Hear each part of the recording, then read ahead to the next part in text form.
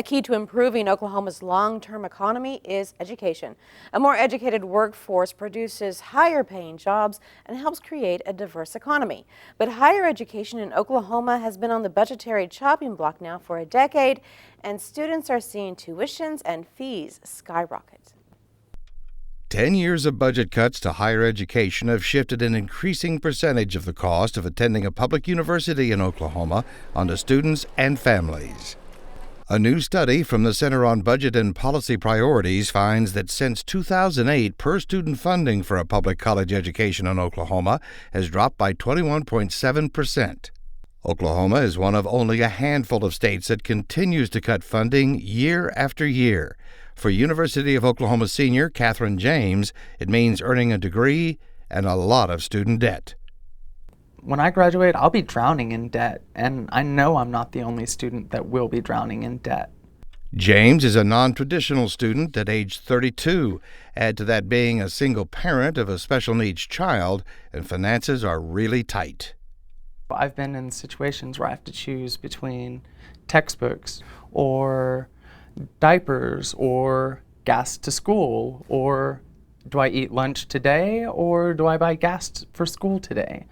State Representative Emily Virgin is a member of the House Higher Education Committee. Legislators, for whatever reason, they see that higher education can raise tuition, and so they have a revenue stream, and maybe we don't need to fund them as much.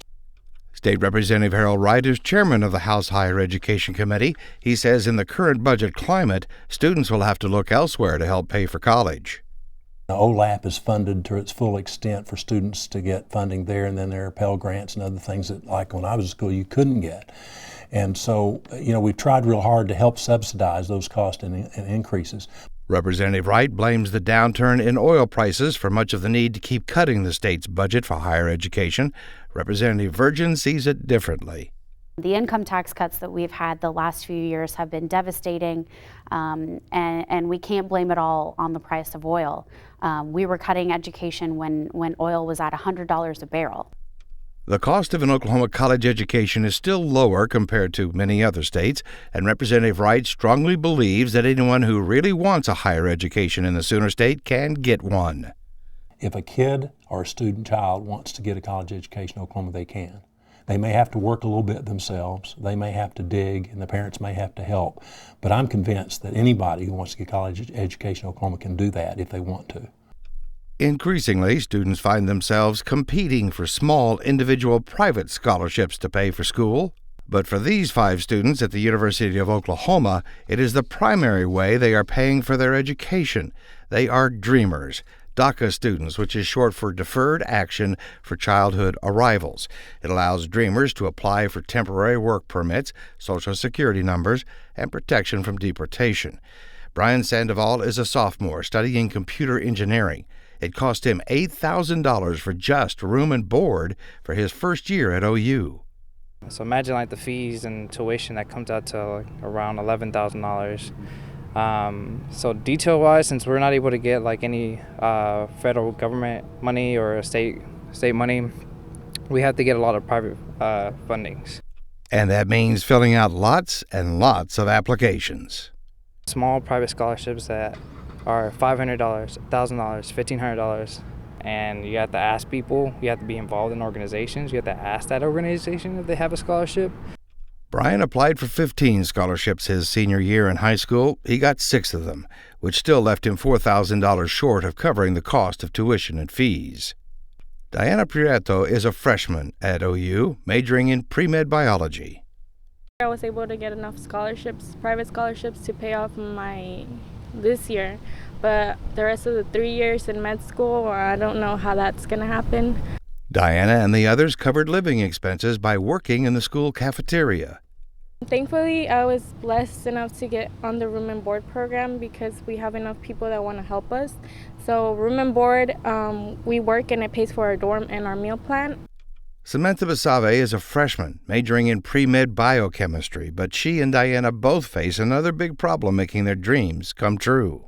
Undocumented students, I can't take the MCAT test, so right now my future is really in the hands of of men that I've never ever met. We can apply to the OU Medical Center. Actually, I have a contact there, and she went through every medical program, and none of them accept DACA students. The PA program used to, but they stopped because they had fear that we wouldn't get a job. Samantha De La Rosa is a sophomore with a major in psychology. She gives credit to the university for doing all it can to help. Especially at this university, people are very understanding. They're very open-minded, and there's a lot of diversity here, so we do feel comfortable being at this university. Carlos Rubio is a freshman who is working toward a master's degree in aerospace engineering.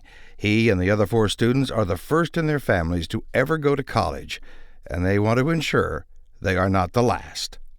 I'm also standing here working hard so that my little sister, when she rolls through, and future generations when they roll through, they don't have such a heavy load. They don't have to bear all this weight that we have to do. It is tough, it is manageable, we can do it, but I just want to make sure that my little sister can have the same opportunity, if not better opportunities than what I had myself. To get a bachelor's degree from one of the state's top research universities, conservative estimates now put the cost at around $20,000 a year. Regional universities are around $14,000. As there appears to be no end in sight to state budget cuts, it will be up to students and families to bear the ever-rising cost of a college education in Oklahoma.